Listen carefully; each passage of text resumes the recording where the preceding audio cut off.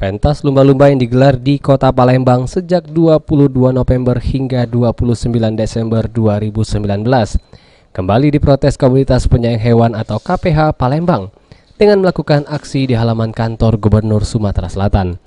Dalam aksinya tersebut, komunitas mereka menolak eksploitasi hewan, khususnya lumba-lumba yang digunakan demi kepentingan manusia.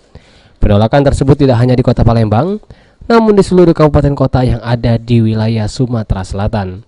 Dalam aksi kali ini, para penyayang hewan meminta kepada Gubernur Sumatera Selatan agar bisa mempertimbangkan apapun yang dapat menodai kemuliaan bumi Sriwijaya dilarang masuk dan melakukan kegiatan di Sumatera Selatan.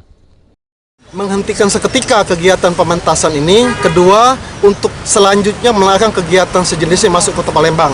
Itu untuk Kota Palembang.